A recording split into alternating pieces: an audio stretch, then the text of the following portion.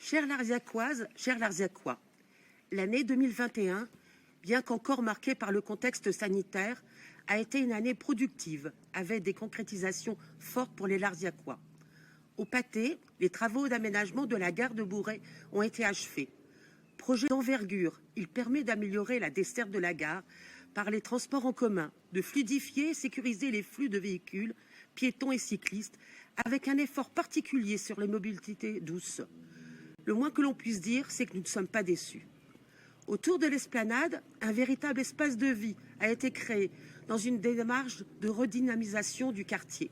Les matériaux déjà présents sur le site ont été réutilisés pour réaménager et rénover le site, qui a également été végétalisé. 120 arbres et 5400 plantes et végétaux ont été plantés. Le projet privé de pôle médical June Santé a ouvert ses portes, venant renforcer l'offre médicale et paramédicale sur notre commune. Médecins généralistes, spécialistes et professions paramédicales y sont désormais installés aux côtés du laboratoire d'analyse Cerballiance. Je tiens à remercier messieurs Raveau et Agenot, ainsi que le groupe Cerballiance pour leur confiance. Pour faire face à la désertification médicale qui touche notre région, la ville de Lardy a voté une aide de 15 000 € afin d'aider les médecins conventionnés à s'installer. Nous avons eu le plaisir d'accueillir de nouveaux habitants sur le secteur des Laurentides, situé à proximité de la caserne des sapeurs-pompiers. C'est essentiel pour maintenir la vitalité de nos écoles et de nos associations. Je leur souhaite la bienvenue.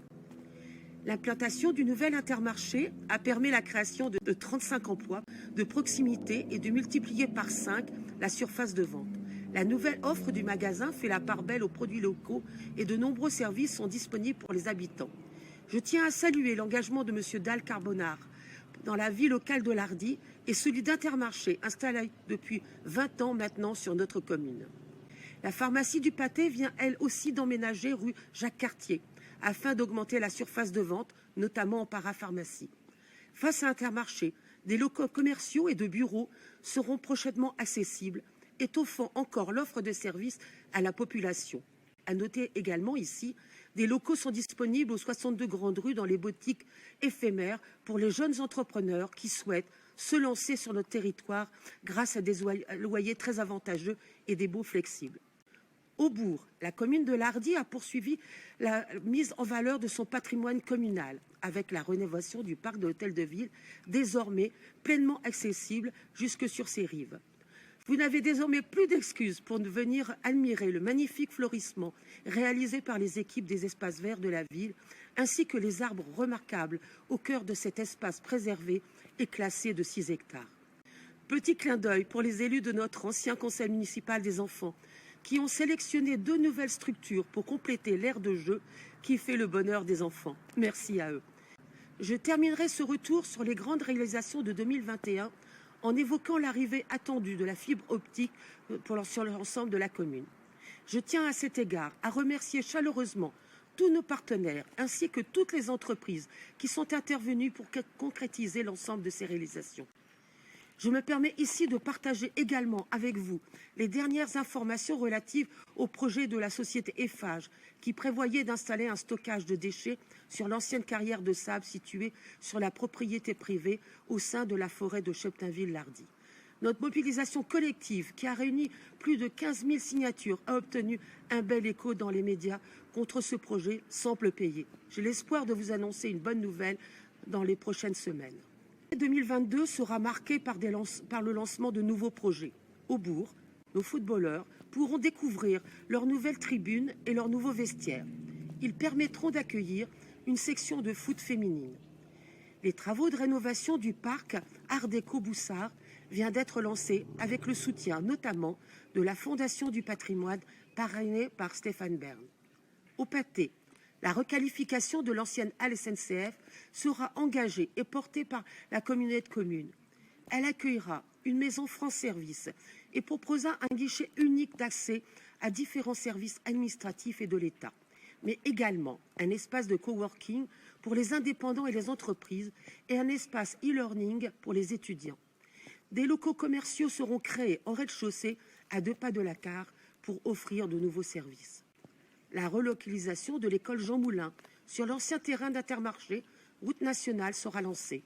La crèche parentale s'implantera à 2 pas, à côté de l'actuel parking Cassin. À l'horizon 2024, le réseau d'aide spécialisée aux élèves en difficulté, le RASED, les écoles maternelles et élémentaires Charles Perrault et Jean Moulin, le restaurant scolaire, l'accueil de loisirs, la maison des jeunes et la crèche parentale des Diabolos seront donc tous rassemblés. C'est toute l'attractivité du quartier de l'Hardy-Pathé qui est repensée pour améliorer la qualité de vie et les services de proximité. En tant que maire, je suis heureuse, mais également fière que nous ayons pu redonner un nouvel élan à ce secteur qui devient un symbole fort du bien vivre ensemble. Ce bien vivre ensemble, nous continuerons à le faire vivre à travers les temps forts de ces derniers mois, sportifs, communaux, associatifs, écologiques, mais également culturels, avec la programmation qui a pu reprendre et vous proposer une saison variée et inspirante pour tous les âges et publics. Soyez au rendez-vous, c'est la plus belle récompense pour tous les agents, les professionnels et les bénévoles qui concourent à mettre en place et à animer ces moments conviviaux et de partage. Nous continuerons à développer votre participation à la vie locale grâce au budget participatif. Chacun peut être force de proposition pour le bien de tous. Une enveloppe de 50 000 € est dédiée au financement de ces projets proposés par des habitants de la ville et soumis au vote de tous les Larziacois. À vous de jouer pour choisir vos projets. Alors, votez. Je terminerai en remerciant tous les agents de la mairie et du CCAS de l'Hardy pour le travail accompli et l'accompagnement des plus fragiles, particulièrement ces 2 dernières années, ainsi que pour leur participation active aux campagnes de vaccination contre la Covid-19. J'y associe tous les bénévoles de nos associations qui continuent de faire vivre leur structure avec passion grâce à leur implication. Un grand merci au comité des fêtes qui vous a offert un marché de Noël magique mi-décembre avec près de 2700 visiteurs. Je remercie les membres de la communauté éducative pour l'engagement dont ils font preuve et leur adaptabilité remarquable auprès des enfants. Merci à tous les commerçants qui contribuent à animer notre centre-bourg et aux artisans et indépendants pour leur savoir-faire et leur expertise au service des habitants. Plus que jamais, il nous faut soutenir nos commerçants, nos restaurateurs, nos entrepreneurs qui sont fortement touchés.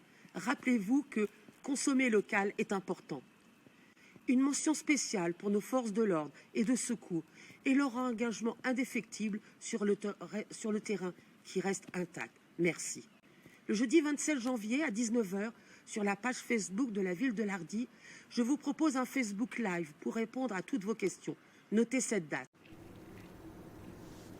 À toutes les Larziacoises, à tous les Larziacois, je souhaite à chacune et chacun d'entre vous une belle et heureuse année 2022. Prenez soin de vous et de vos proches. Je vous embrasse, à bientôt.